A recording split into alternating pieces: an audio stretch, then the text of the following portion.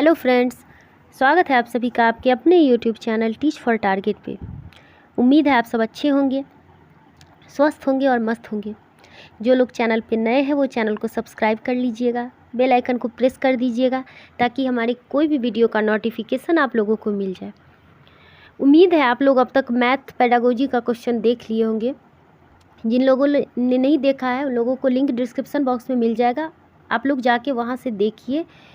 हर एक क्वेश्चन को डिटेल में समझाया गया है।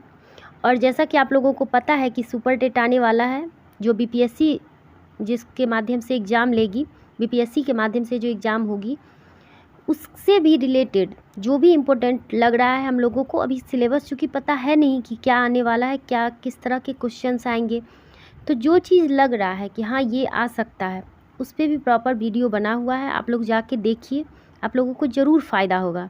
नुकसान तो कुछ होगा नहीं, फ़ायदा ही होगा। ठीक है, आज हम लोग सीटेट जुलाई 2019 पेपर 2 का क्वेश्चन देखेंगे। आज का फर्स्ट क्वेश्चन है कि निम्नलिखित वर्णन को पढ़िए तथा कोल वर्ग के नैतिक तर्क की अवस्था को पहचानिए। कोल वर्ग की बात हो रही है कि उनकी नैतिक तर्क की अवस्था है। एक स्टेटमेंट दिया हुआ है, उसको पढ़ने के लिए कह रहा है। अंतःकरण के स्वचयनित नैतिक सिद्धांत के द्वारा सही कार्य परिभाषित किया जाता है जो कानून एवं सामाजिक समझौते पर ध्यान दिए बिना संपूर्ण मानवता के लिए वैध होता है। नैतिक तर्क की स्टेज की बात हो रही है, मतलब व्यक्ति अपना रूल फॉलो करेगा कि क्या सही है क्या गलत है, मानवता के लिए क्या सही है, ये इस चीज़ को फॉलो करेगा कि क्या चीज़ सही है क्या चीज़, मतलब अपना रूल, हमें जो ठीक लग रहा है हम उस रूल को फॉलो कर रहे हैं। फर्स्ट है यांत्रिक उद्देश्य अभिविन्यास। ये नहीं होगा इसमें जो है सो हम अपने लिए इसमें मतलब जैसे को तैसा कि आपको जो आपके साथ जैसा कर रहा है आप उसके साथ वैसा कर रहे हैं, तो ये ऑप्शन नहीं होगा। सेकंड है सामाजिक अनुबंधन अभिविन्यास, ये भी नहीं होगा। थर्ड है सामाजिक क्रम व्यवस्था अभिविन्यास, ये भी नहीं होगा। इसमें तो समाज में जो चलता है उसे चलने दो, ये ऐसा हम कहते हैं कि जो समाज ने नियम बनाया है जिस तरह के उस चीज़ को चलने दो, हमें कुछ नहीं करना है इस पर। और फोर्थ है सार्वभौमिक नैतिक सिद्धांत। हाँ, फोर्थ ऑप्शन सही है कि जो मानवता के लिए सही है उसके लिए कुछ भी कर सकते हैं। इसमें जो मानवता के लिए सही होगा उसके लिए हम कुछ भी कर सकते हैं, तो इसलिए फोर्थ ऑप्शन इसका सही हो जाएगा। नेक्स्ट क्वेश्चन हम लोग देखेंगे कि निम्नलिखित में से कौन सा मूर्त क्रियात्मक अवस्था के प्रमुख कौशल में से एक है। मूर्त संक्रियात्मक कहिए या मूर्त क्रियात्मक कहिए, बात सेम है। ठीक है, कॉन्क्रीट ऑपरेशनल स्टेज की बात हो रही है। मूर्त संक्रियात्मक अवस्था यानी 7 से 11 वर्ष की अवस्था होती है। प्याजे इसकी बात करते हैं। इसमें बोल रहा है कि इसमें से कौन सा एक कौशल इसमें से एक है। 7 से 11 वर्ष में क्या आता है बच्चे में, कौन सा कौशल, इसके बारे में बोल रहा है। फर्स्ट है सजीवात्मक चिंतन, ये नहीं होगा। सजीवात्मक चिंतन कब होता है, ये 2 से 7 वर्ष की अवस्था है, इसमें ये वाला आता है, तो इसलिए ये तो नहीं होगा। सेकंड है सुरक्षित रखने की योग्यता, एबिलिटी टू कंजर्व। हाँ, ये सही है कि आप क्या कर रहे हैं, इसमें मतलब 2-3 चीज़ होता है। मूर्त संक्रियात्मक अवस्था में जो होता है वो फर्स्ट सबसे पहला क्या होगा कि इसमें बच्चा क्लासीफाई करता है, यानी वर्गीकरण करना सीखेगा। जैसे ही क्लासीफाई की बात आ रही है आपके दिमाग में सीधा आ जाना चाहिए कि मूर्त संक्रियात्मक अवस्था की बात हो रही है। सेकंड कंजर्व यानी संरक्षण करना भी होता है। थर्ड क्रम में लगाएगा, सीरिएशन की भी भावना आती है कि हाँ क्रम में लगाएगा, उसमें जो है सो डिसेंट्रेशन मतलब आ जाती है। आप अगर उसको कोई भी 2 बर्तन में दे रहे हैं सामान, तो वो शेप और साइज चेंज होने से उसमें क्वांटिटी चेंज हो जाएगा, ये चीज़ जो है सो वो समझने लगता है। ठीक है, तो ये सब जो है वो 7 से 11 वर्ष में होता है, तो इसलिए इसका आंसर सेकंड हो जाएगा, सुरक्षित रखने की योग्यता। नेक्स्ट क्वेश्चन हम लोग देखेंगे कि जीन पियाजे एवं लेव वाइगोस्की जैसे संरचनावादी अधिगम को किस रूप में देखते हैं। जीन पियाजे और लेव वाइगोस्की दोनों की बात हो रही है, तो दोनों कंस्ट्रक्टिविस्ट है और दोनों एक्टिविटी की बात करते हैं। दोनों एक्टिविटी की बात करते हैं। एक कहते हैं कि बच्चा जो है सो समाज में रहता है, समाज में जैसा देखता है, जैसा करता है, जैसा हम अपने बड़ों को देख के, अपने दोस्तों को देख के जो चीज़ फॉलो करते हैं, जो एक्टिविटी करते हैं, उससे हम सीखते हैं। ठीक है। और प्याजे क्या कहते हैं कि बच्चा का जो है वो जैसे जैसे एज बढ़ेगा वैसे वैसे जो है सो वो मैच्योर होगा, वैसे वैसे वो सीखेगा। तो दोनों जो है सो एक्टिविटी पर ही बात करते हैं। जो फर्स्ट है कौशलों का अर्जन, कि कौशल का अर्जन कर रहे हैं, ये नहीं होगा। सेकंड है प्रतिक्रियाओं का अनुबंधन, ये भी नहीं होगा। थर्ड है निष्क्रिय, निष्क्रिय की तो बात करते ही नहीं है ये लोग, हर जगह ये दोनों कंस्ट्रक्टिविस्ट है और दोनों एक्टिविटी की बात करते हैं, दोनों करके सीखने पे बात करते हैं, दोनों सक्रिय है, जहाँ पे भी सक्रिय की बात हो उस चीज़ की इन लोगों ने बात की है। सक्रिय विनियोजन के अर्थ निर्माण की प्रक्रिया, हाँ ये सही है कि सक्रिय विनियोजन के अर्थ निर्माण की प्रक्रिया है। इस चीज़ को वो अधिगम को इस रूप में देखते हैं कि जैसे बच्चा जब सक्रिय रहेगा वैसे उसका क्या होगा, अर्थ निर्माण होगा। ठीक है, इसलिए फोर्थ ऑप्शन इसका सही हो जाएगा। नेक्स्ट क्वेश्चन देखेंगे कि समाचार पत्रों से कहानियों एवं कतरनों का चयन करना एवं प्रस्तुत करना जो पुरुष एवं महिला दोनों को गैर परंपरागत भूमिकाओं में चित्रित करते हैं, निम्नलिखित में से किसके लिए एक प्रभावी रणनीति है। कर क्या रहे हैं कि समाचार पत्र हो या किसी किताब में हो या कोई कहीं पे भी कुछ ऐसा लग रहा है जो कि नॉन ट्रेडिशनल रोल में है, मतलब फीमेल जो है उससे अलग हम दिखा रहे हैं उसको करते हुए। जैसे अगर मतलब जैसे हमारे कानून में समाज में ऐसा है कि हाँ महिला जो है सो वो खाना बनाएगी और पुरुष जो है वो बाहर का काम करेंगे, तो इस तरह का हम दिखा रहे हैं उसको अपोजिट करके, यानी नॉन ट्रेडिशनल रोल में दिखा रहे हैं कि फीमेल जो है सो वजन उठा रही है या बाहर का काम कर रही है और मेल जो है वो खाना बना रहा है। तो कह रहा है कि इस तरह का जब चित्र हम दिखाते हैं तो इस पे जो है सो क्या प्रभावी रणनीति होगी। फर्स्ट है लैंगिक पक्षपात को बढ़ावा देने के लिए। इसमें बढ़ावा का कहाँ से बात आ रहा है, आप तो उसको अलग दिखा रहे हैं, तो इससे जो है सो बच्चा का सोच जो है वो तो चेंज होगा, तो इसलिए फर्स्ट ऑप्शन तो नहीं होगा। प्रमोट जेंडर बायस, ये नहीं होगा। सेकंड है लैंगिक या जेंडर स्थिरता को बढ़ाने के लिए। फिर यहाँ पे बढ़ावा की बात हो रही है, यहाँ पे हम लोग बढ़ावा क्यों देंगे, उसको तो हम लोग अलग भूमिका में दिखा रहे हैं, तो वो और ज़्यादा जो है सो कम होगा। थर्ड है रूढ़िवादी लैंगिक जेंडर भूमिकाओं को प्रोत्साहन देने के लिए, ये भी नहीं होगा।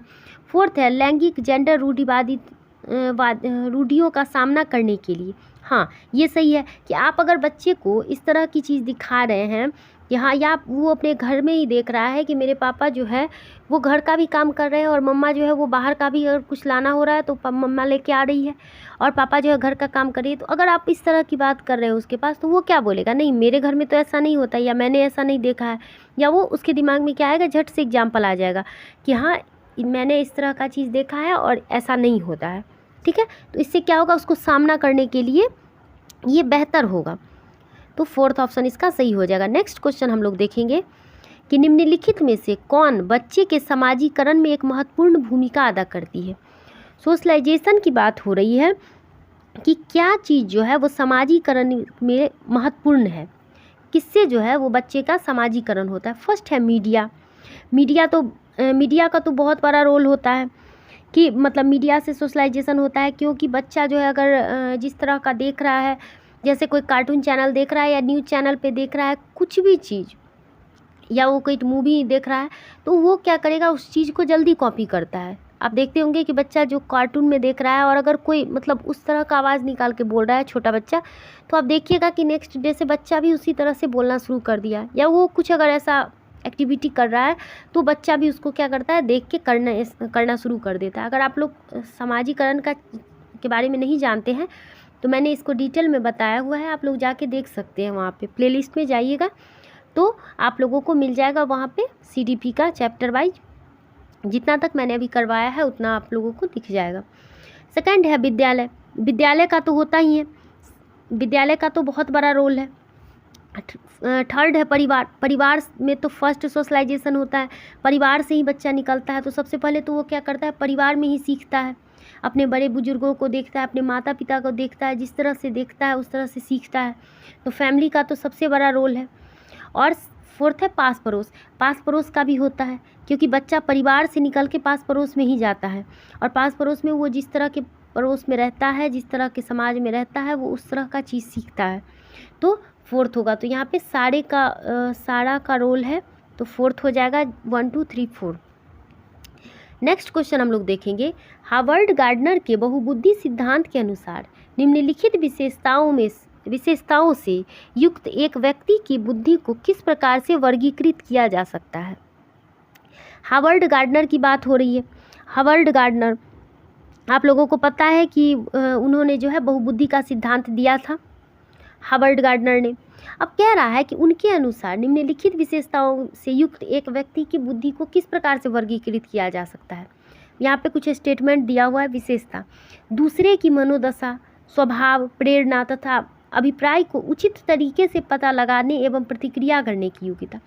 कि कोई ऐसा बुद्धि किसी में है, वो क्या कर रहा है कि दूसरे की मनोदशा को समझ रहा है कि दूसरे के मन में क्या चल रहा है, दूसरे के स्वभाव को देख के पता लगा रहा है कि उसके अंदर क्या चल रहा है।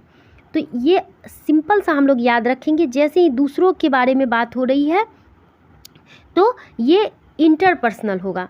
अंतर्वैयक्तिक आप लोग जो है हिंदी में वैसे कन्फ्यूजन होगी, आप लोग इंग्लिश वाले सेक्शन में जाके ज़रूर देख लीजिएगा। इंटरपर्सनल यानी इंटर, जैसे ही दूसरों के बारे में बात हो रही है यानी हम दूसरे के मनोदशा को जान रहे हैं तो वो इंटरपर्सनल होगी। और खुद के बारे में यानी हम खुद के अंदर मेरा क्या चल रहा है, खुद के मनोदशा के बारे में हम समझ रहे हैं तो वो होता है इंट्रापर्सनल। ठीक है, यहाँ पे दूसरों की मनोदशा फर्स्ट लाइन में ही दे दिया स्टेटमेंट में कि दूसरों की मनोदशा, स्वभाव, प्रेरणा तथा अभिप्राय के तरीके से पता लगाने एवं प्रतिक्रिया करने की योग्यता। तो इंटरपर्सनल यानी अंतर्वैयक्तिक। थर्ड ऑप्शन इसका सही हो जाएगा। अंतरावैयक्तिक नहीं होगा। अंतरावैयक्तिक तब होगा जब हम खुद के बारे में समझेंगे। नैदानिक भी नहीं होगा, प्रकृतिवादी भी नहीं होगा। ठीक है, इसलिए थर्ड ऑप्शन इसका सही हो जाएगा। नेक्स्ट क्वेश्चन हम लोग देखेंगे कि बच्चों के मूल्यांकन के लिए निम्नलिखित में से कौन से कारण होने चाहिए। बच्चों का जो मूल्यांकन होता है उसके लिए कौन से कारण होने चाहिए। फर्स्ट है, बच्चों को गैर उपलब्धि वाले, निम्न उपलब्धि वाले, औसत एवं उच्च उपलब्धि वालों के रूप में अलग करना एवं नाम देना। नहीं, ये बिल्कुल गलत है। ऐसा बिल्कुल नहीं करना है कि अगर बच्चे को नंबर कम आ रहा है या उसने एग्ज़ाम में अच्छा परफॉर्मेंस नहीं दिया है तो आप क्या कर रहे हैं, उसको औसत या उच्च उपलब्धि मतलब अलग अलग नाम दे रहे हैं कि तुम कमज़ोर हो, मंद बुद्धि हो, उसको विचित्र नाम दे रहे हैं ताकि वो जो है सो मतलब आपस में रह नहीं पा रहा है, वो उसको एग्ज़ाम के नाम से ही डर हो रहा है। तो ये चीज़ तो बिल्कुल गलत है, इसलिए फर्स्ट तो बिल्कुल गलत हो जाएगा स्टेटमेंट। सेकंड है, कक्षा में शिक्षण अधिगम प्रक्रियाओं में सुधार करना। हाँ, ये सही है कि आप अपने शिक्षण अधिगम प्रक्रिया में सुधार करेंगे कि हम जो बच्चों को पढ़ा रहे हैं उसमें कहाँ कमी आ रही है, क्या कमी हुई जो बच्चों का नंबर कम आया या बच्चे ने अच्छे से नहीं सीखा। हमारे शिक्षण अधिगम प्रक्रिया में कुछ ना कुछ तो कमी रही होगी जो ये बच्चा नहीं समझ सका। ठीक है, तो सेकंड तो सही हो जाएगा। थर्ड है, समय के साथ बच्चों में होने वाले अधिगम परिवर्तन एवं प्रगति के बारे में पता लगाना। हाँ, ये भी सही है कि आप समय के साथ क्या कर रहे हैं, बच्चे में जो है वो किस तरह का अधिगम हो रहा है, किस तरह का प्रगति हो रहा है, किस तरह का परिवर्तन हो रहा है, इस चीज़ के बारे में आप पता लगा रहे हैं। तो थर्ड ऑप्शन भी सही होगा। फोर्थ है कि बच्चों की क्षमताओं, संभावनाओं, सशक्त पक्षों एवं चुनौतीपूर्ण पक्षों के बारे में माता पिता के साथ चर्चा करना। हाँ, पेरेंट्स मीटिंग बहुत ज़रूरी है कि आप बच्चे के बारे में जान रहे हैं, बच्चे के बारे में समझने के लिए और बेहतर समझने के लिए कि हाँ वो घर पे रह रहा है तो उसको किस तरह की चीज़ें करता है, वो क्या कर रहा है, उसमें कुछ कमी तो नहीं है या कोई प्रॉब्लम तो नहीं है, उस क्यों नहीं समझ पा रहा है, इस चीज़ के बारे में या और भी बहुत सारी चीज़ें हैं जो आप पेरेंट्स मीटिंग के थ्रू आप करते हैं, डिस्कस करते हैं, तो वो बच्चों के लिए बेहतर होता है। फर्स्ट ऑप्शन जिस चीज़ में है वो तो कट ही जाएगा, फर्स्ट और सेकंड तो होगा नहीं। ठीक है, सेकंड, थर्ड, फोर्थ यानी थर्ड ऑप्शन में है सेकंड, थर्ड, फोर्थ, तो यहाँ पे थर्ड ऑप्शन सही हो जाएगा, सेकंड, थर्ड और फोर्थ। नेक्स्ट क्वेश्चन हम लोग देखेंगे, निम्नलिखित में से कौन सा प्रगतिशील शिक्षा की अवधारणा के बारे में प्रमुख है। प्रोग्रेसिव एजुकेशन की बात हो रही है कि कौन सी अवधारणा जो है वो प्रगतिशील शिक्षा की अवधारणा के बारे में प्रमुख है। फर्स्ट है पाठ्य पुस्तक केंद्रित अधिगम नहीं, सिर्फ और सिर्फ प्रगतिशील शिक्षा ये नहीं कहता है कि सिर्फ और सिर्फ आप पाठ्य पुस्तक पे निर्भर रहे और सिर्फ किताबी ज्ञान बच्चे को दें, तो फर्स्ट नहीं होगा। सेकंड है प्रत्येक बच्चे की क्षमता एवं संभावना में विश्वास करना। हाँ, ये सही है, सही लग रहा है कि आप प्रत्येक बच्चे की क्या कर रहे हैं, क्षमता के अनुसार उसको बता रहे हैं। आप ये समझ रहे हैं कि सब बच्चे एक तरह से नहीं सीख सकते, या हम हर एक बच्चे को एक एग्जाम्पल के थ्रू नहीं समझा सकते। हर एक बच्चा हर एक एग्जाम्पल से समझता है।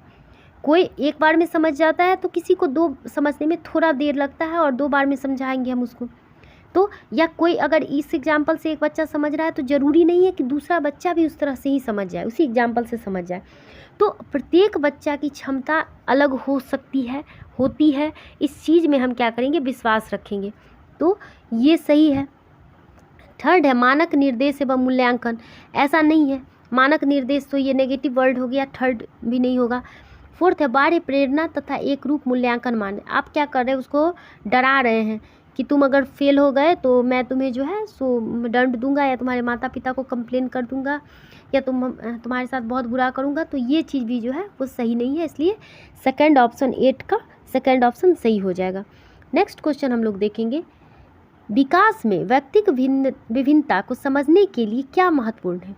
विकास जो होता है बच्चे में, उसमें व्यक्तिगत विभिन्नता होती है, तो आप जो है उसके लिए क्या महत्वपूर्ण है, एक चीज़ समझेंगे कि किसी भी बच्चे का इंटरेस्ट या कैपेसिटी किसी भी चीज़ में बेहतर होगी तो दूसरे चीज़ में होगी। मैंने आप लोगों को अभी बताया कि कोई भी बच्चा का इंटरेस्ट है तो ज़रूरी नहीं है कि किसी का सिंगिंग में इंटरेस्ट है तो किसी का पढ़ाई में हो सकता है, या कोई और किसी चीज़ में, कोई वॉलीबॉल खेल रहा है अच्छा, या कोई क्रिकेट खेल रहा है अच्छा, तो कोई सिंगिंग अच्छा कर रहा है, या कोई डांसिंग अच्छा कर रहा है।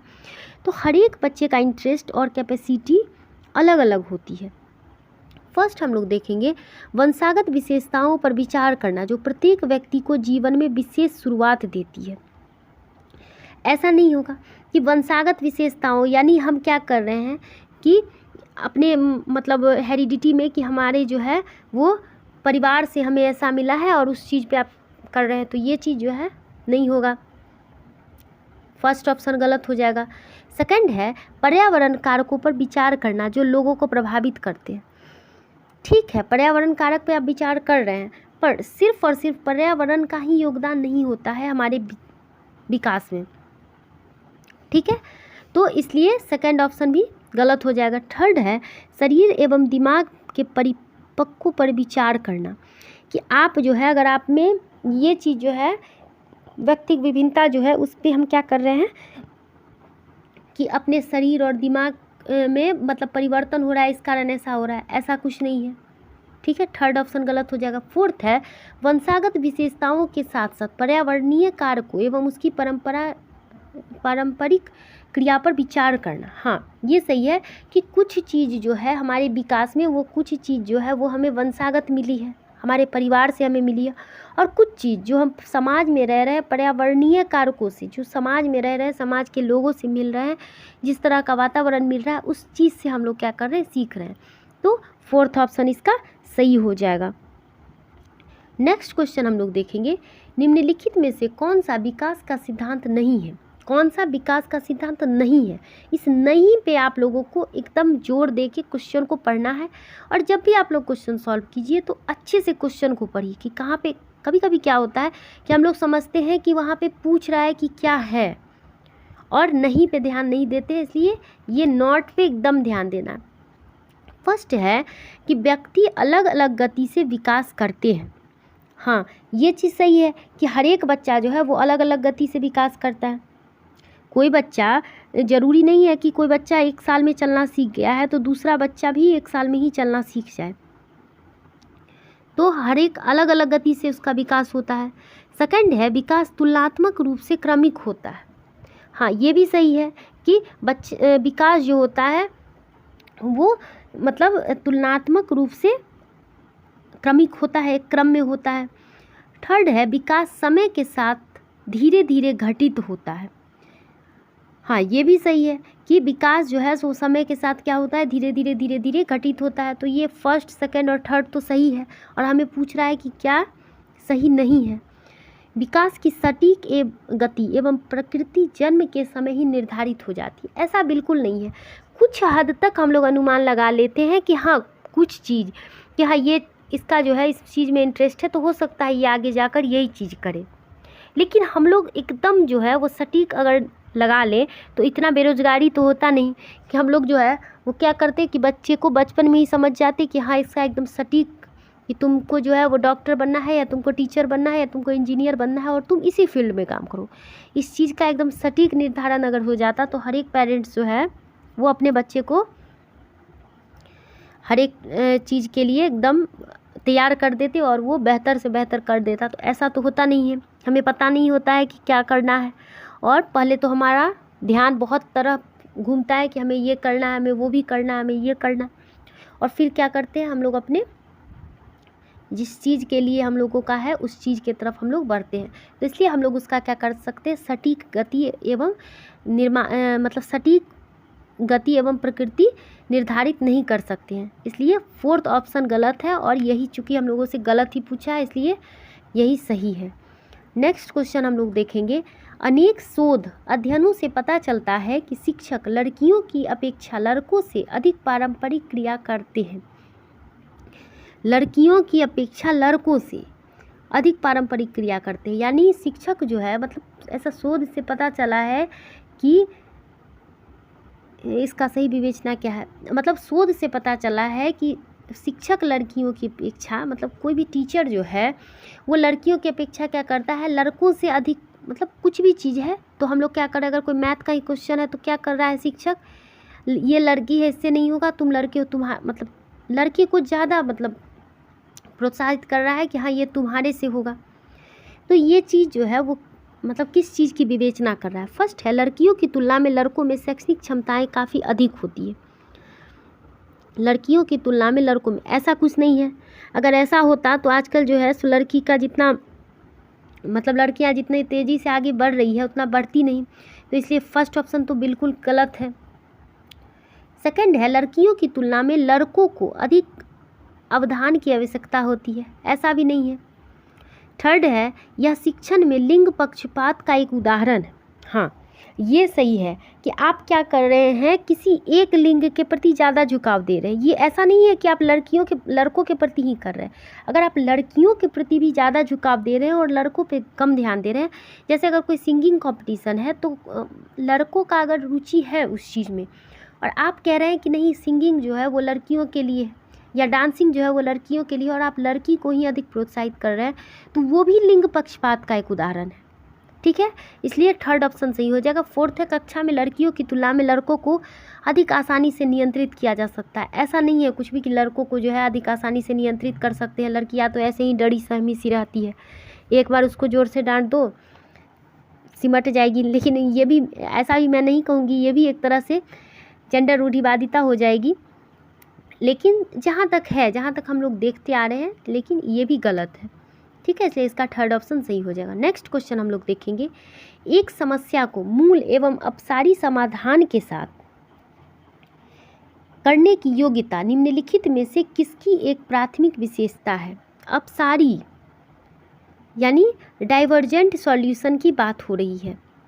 अपसारी की बात मैंने आप लोगों को 1-2 बार बताया होगा कि अलग अलग दिशा में सोच रहे हैं। कोई एक प्रॉब्लम है उसको हम क्या कर रहे हैं, इधर से भी कुछ अलग एग्जाम्पल से मतलब सोच रहे हैं, फिर इधर से भी सोच रहे हैं, मतलब तरह तरह से सोचने की कोशिश कर रहे हैं। हर एक तरह से बहुत तरह से सोचने की कोशिश कर रहे हैं कि इसका क्या हो सकता है, इसका सॉल्यूशन क्या हो सकता है। इस चीज़ पे एक ही तरह के जिसने कोई अगर उसका सॉल्यूशन बना दिया है तो हम लोग उसी पे ना ध्यान दे के खुद से बहुत अलग अलग दिशा में सोच रहे हैं। तो ये सिंपल जो है वो क्रिएटिव बच्चे की निशानी है कि ऐसा क्रिएटिव बच्चा जो होगा, वो सृजनात्मक बच्चा जो होगा वो क्या करेगा, अलग अलग चीज़ से सीखेगा। सृजनात्मक बच्चा में अब सारी समाधान करने की क्षमता होती है। ठीक है, अहंग केंद्रित नहीं होगा, ईगोसेंट्रिक नहीं होगा। ईगोसेंट्रिक की बात प्याजे करते हैं ये नहीं होगा। क्षतिग्रस्त बच्चों की ऐसा भी नहीं है कुछ, ये तो और अच्छी बात है। इसमें क्षतिग्रस्त बच्चों की बात कैसे होगी, सृजनात्मक बच्चों की, क्रिएटिव चिल्ड्रन की बात हो रही है। फोर्थ है अधिक मशक्त वाले बच्चों की, ऐसा नहीं है। अधिगम अशक्त बच्चा होगा तो वो डायरेक्ट तरह तरह से सोच ही नहीं सकता। 13 है, दृश्य रूप से बाधित विद्यार्थियों के साथ कार्य करते समय एक शिक्षक को किस प्रकार के अनुकूलन करने चाहिए। मतलब वो बच्चा जिसको देखने में समस्या है, तो आप एक शिक्षक हैं तो उसको क्या करेंगे, आप उसको टच एंड फील वाले मटेरियल देंगे।